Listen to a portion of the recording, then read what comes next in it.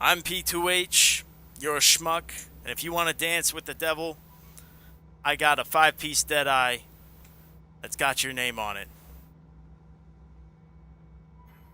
Let's get started.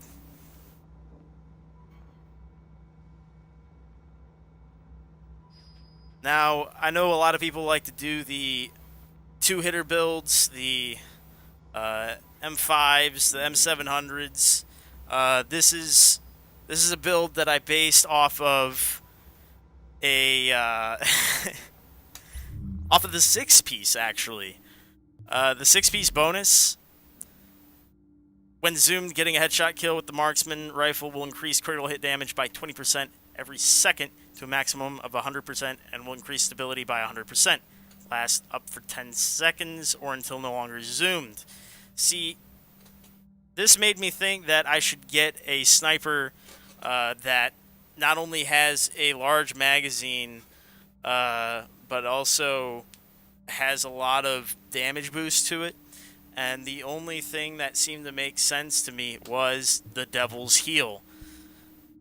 So, here's what happened. It didn't work out very well. The issue was staying in the scope was problematic, and the bonus wasn't worth it for such a situational, though great, very situational bonus. Whereas everything on the Devil's Heel was phenomenally easy to get. So I ended up making it a 5-piece. So with that in mind, let's start at the top. This is an 8-4-4 build. That is 8,000 firearms, 4,000 stamina, 4,000 electronics. Smudge the numbers, it's close enough. Alright, gear set wise, you're prioritizing your health in most cases, and crit damage. Crit damage, number one. So anywhere you can get crit damage, you're getting crit damage. Marksman rifle damage, definitely what you're rolling, because you're using marksman rifles. And then, for your choice, I went with health on kill, but it is viable to go with skill haste here, depending on what you want to do. Now, especially because, you can only get skill haste on the holster, so I would think that skill haste, especially on this particular gear set, skill haste is fantastic.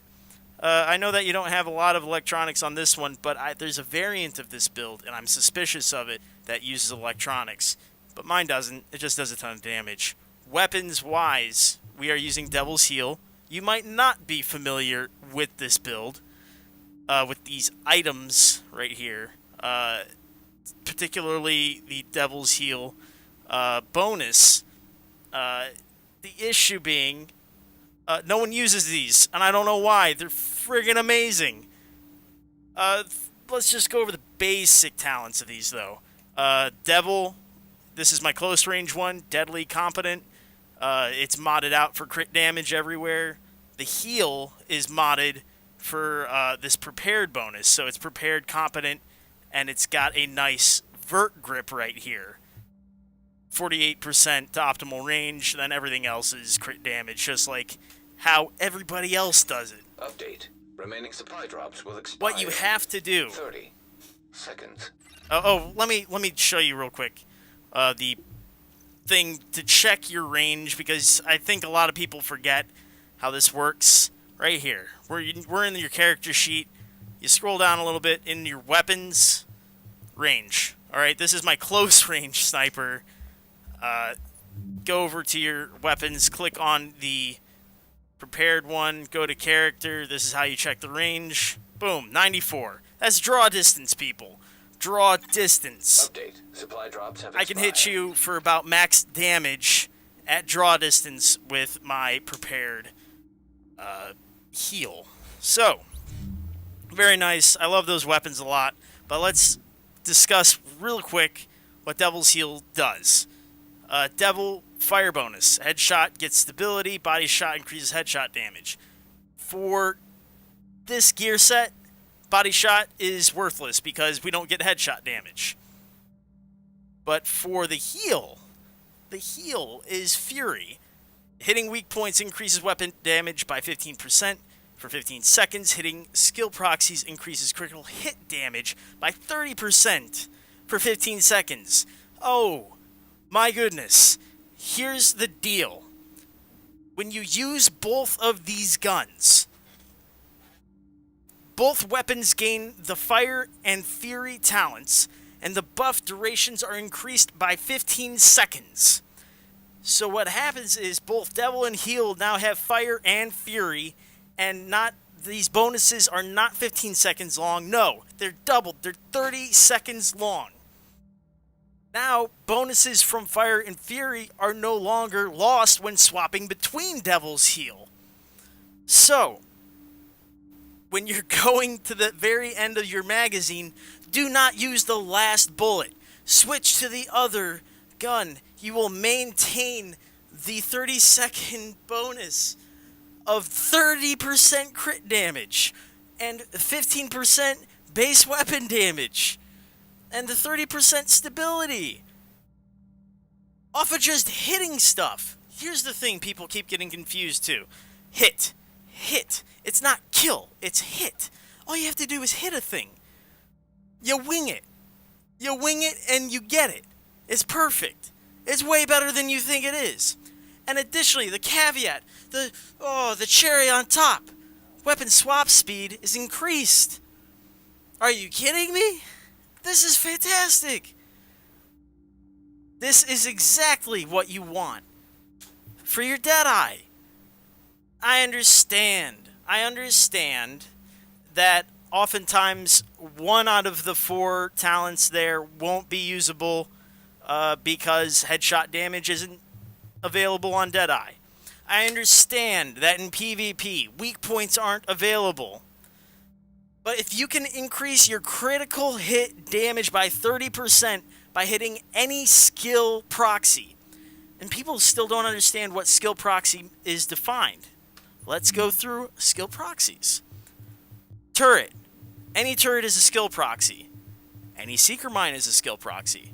I'm aware that people aren't using these as often on certain platforms, but support stations all are skill proxies. But shields are skill proxies. Hit one shield one time, 30 seconds, 30% additional damage. You can't tell me that isn't good. That's a freebie. You know how many D3s are running around in the Dark Zone right now? And in, what is it, Skirmish and Last Stand? Are you kidding me? Oh, and additionally, these things too. Mobile covers. I know you guys don't use them just yet. It's like an infomercial. Selling you these, this pair of snipers.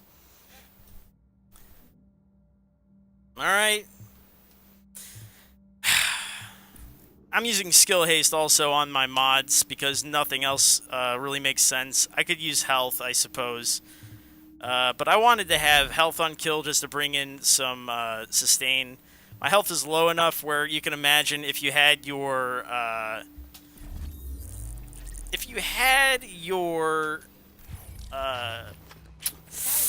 what is it? Electronics high enough? First aid procs with that high skill haste. Have yourself a nice pulse. This DeadEye could actually have a good amount of self-heal and a hell of a pulse. Be a very good support build. I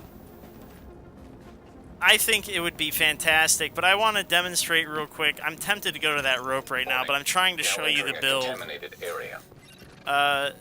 Damage-wise and how easy it is to proc. When it comes to NPCs, it's always going to be these guys, right? These guys are going to be the easiest to proc your bonuses off of. It sucks that these guys' shields don't count. Remember, 50% out of cover, 100% in cover. So you want to be on cover, to get that hundo. And there it is, the 30%. And then I can switch my gun. I have all the bonuses still. Procced. Procced. Everything's procced. I'm winning. Procs everywhere. Procs. So many procs. Are you using smart cover? You should be. Stability. Stability, accuracy, spam. Did you see that sight move at all? I bet you didn't. It's going nowhere. It's going absolutely nowhere. I'm going to drill you with this, and they will drown in these bullets. There's the stability buff. There's damage. And that guy's dead. I'm not even going to look at him, because you don't look at explosions. You're too good for that. Alright. Same thing applies to fighting players. Alright? They're going to drop their boxes. They're going to drop their turrets. All it does is it decides your priorities, right? All you're doing is prioritizing targets. So when you see somebody drop a box in the middle of nowhere, punish them. Dead. One shot. Punish them for using turrets. Punish everything. Be the tech destroyer that you can always dream of being.